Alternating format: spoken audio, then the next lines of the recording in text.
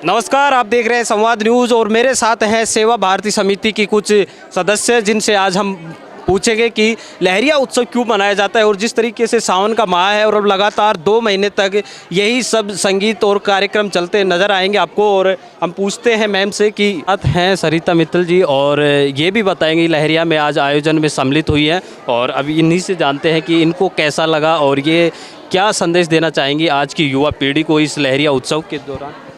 लहरिया यानी राजस्थान की एक पहचान। राजस्थान के रेगिस्तान में जो रेत की लहर आती है उससे ये प्राकृतिक पैटर्न बना है लहरिया का। लहरिया यानी कि सावन में बारिश का और पानी की एक लहर जो सबके मन में खुशी ला देती है।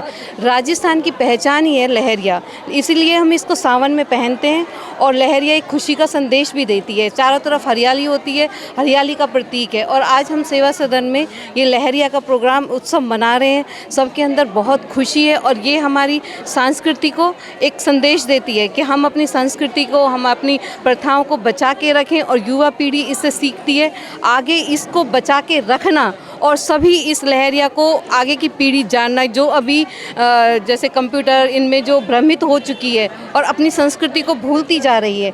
हम छोटे छोटे कार्यक्रमों से सभी युवाओं को ये संदेश भी देते हैं और अपनी धरोहर को बचाने के लिए ये उत्सव भी मनाते हैं।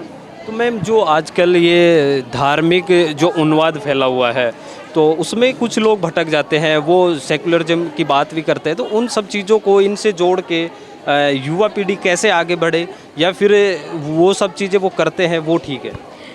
हम इस चीज़ का भी ध्यान में रखें कि युवा पीढ़ी इसको कैसे आगे रखें। हम छोटे छोटे जैसे डांस का उनके लहरिया में भाई 16 श्रृंगार किसने किया है, उनमें एक उत्साह रहता है कि हम जो जीतेगा उसको ही प्राइज़ मिलेगा। और इस उत्साह से वो ज़्यादा बन ठन के आते हैं, सज संवर के आते हैं, 16 श्रृंगार करके आते हैं और अपनी पहचान को दिखाते हैं।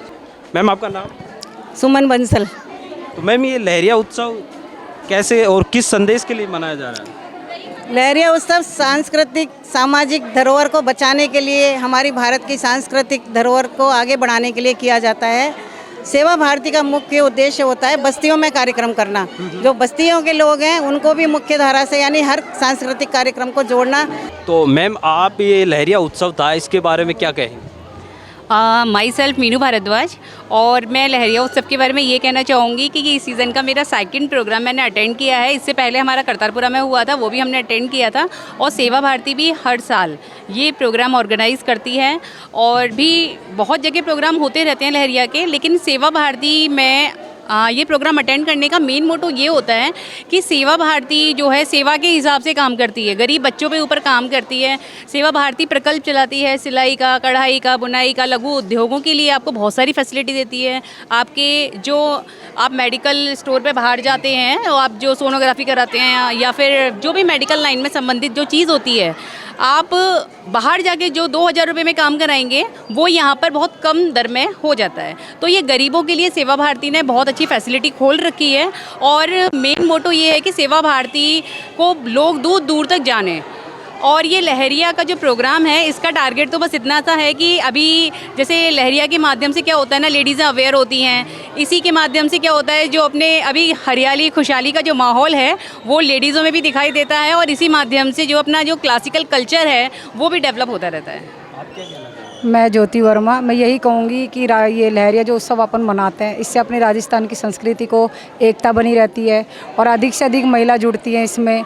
और जो महिलाएं आ नहीं सकती लहरिया उत्सव में, तो ये सेवा भारती के थ्रू वो महिलाएं यहाँ आती है, अपने मन मुहार करती हैं, लहरिया का उत्सव मनाती हैं। अलग अलग तरीके के नृत्य होते हैं। तो मैं यही कहूँगी कि ऐसे उत्सव सेवा भारती हमेशा करते रहे और महिलाओं को जोड़ते रहे। मैं सुनीता चौधरी और जो ये लहरिया प्रोग्राम है आज सेवा समिति में मैं पहली बार ही आई हूँ, क्योंकि मुझे बहुत अच्छा लगा। यहाँ पे पहली बार मुझे ये सब देखने का मौका मिला। यहाँ पे क्या है कि हम लेडीज़ एक साथ एकत्रित होते हैं और हम घर के कामों से निकल करके यहाँ अपना एंजॉयमेंट भी करते हैं। और यहाँ पे अगर सेवा देना चाहें तो सेवा करने के माध्यम से भी एक बहुत अच्छा विकल्प है। हम अपने सेवा में भी जुड़ सकते हैं कहीं पर भी।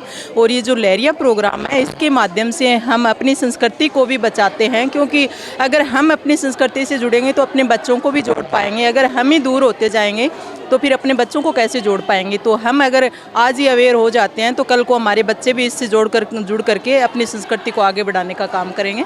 थैंक यू, बहुत बहुत धन्यवाद, मुझे बहुत अच्छा लगा इसमें आज आकर के इस प्रोग्राम में। Thank you.